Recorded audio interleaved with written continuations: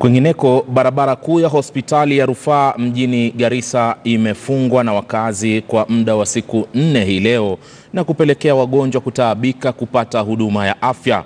Wenyeji ambao walio na hamaki walisema kwamba vumbi linayotoka katika barabara hiyo ambayo ni mbovu linasababisha madhara mengi zaidi. Mwanahabari Hamza Yusuf alituandalia taarifa ifuatayo.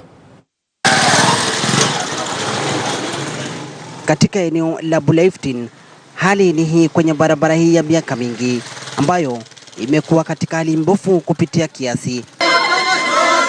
Wenyeji wakishindwa sasa kujizuia na kuamua kuzungumzia hali hii. Tumesema lazima tupate haki yetu. Hatudhulumu mtu yote na hatukosei mtu yote. Ile kitu tunatafuta ni haki yetu kama watu wa Buleftin. Kwa sababu biashara imefungwa, kwa sababu ya vumbi, maduka imefungwa. Wakina mama ambaye walikuwa wanauza mboga hapo nje na maziwa wote wametoroka. Natengeneza mahali na kuja watu jana na juzi, natengeneza na barabara kubwa. Hiyo ni kibali yetu vile nafanya mavijana. Ifunge. Sasa sasa tumeamua kama Iftin hii barabara ambayo inaendanga mpaka Iftin Hospital na mkoa na nini na Iftin Primary tufunge hii barabara mpaka iwekwe lami. Kampeni za wanasiasa wakisema zimegeuka kuanza kutoa ahadi zisizotimizwa miaka nenda miaka rudi. Wanaolaumiwa kwa sasa ni mwakilishi wa wadi ya Iftin Gabo Karbat na mbunge wa Garissa mjini Aden Duale. I think Duale who said Buleftin wakati ya kura ikifika huwa inamnyeshea kama mvua. Na wakati ya maendeleo ikifika hajui Iftin ni wapi.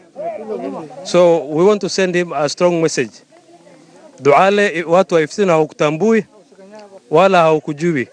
Lakini wanasiasa hawa wanasema hawahusiki na jukumu hilo, wakisema ni kazi ya halmashauri ya ujenzi wa barabara kuu nchini Kenya.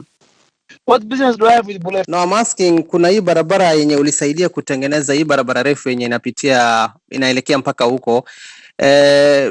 Nauliza kama kuna vyovyote ambavyo ilifaa kuingia hiyo ingine ya kuelekea mpaka Mkono, kwa sababu tunaambiwa kwamba iko under docket ya MP.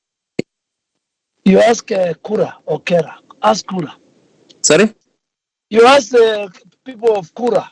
Okay, so it's not under your... I am not in charge of roads. I don't work in the executive. So ask Kura. Okay, thank you. Even the MP still will do a follow-up on him.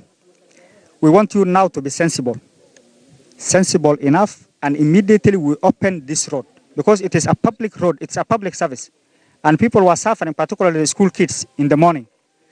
One of the youth leader here was saying it will remain closed until tarmac will come. It is not sensible. Ghadhabu zao zilionekana wazi kiasi cha kukaidi amri ya maafisa wa usalama waliofika ili kuwatuliza. Biashara sasa zimetatizwa pakubwa kwa kuwa ni barabara hii pekee iliyo na mkondo wa vyombo vya usafiri sawia na wanatafuta huduma za matibabu. Hamza Yusuf, KTN News, Garissa.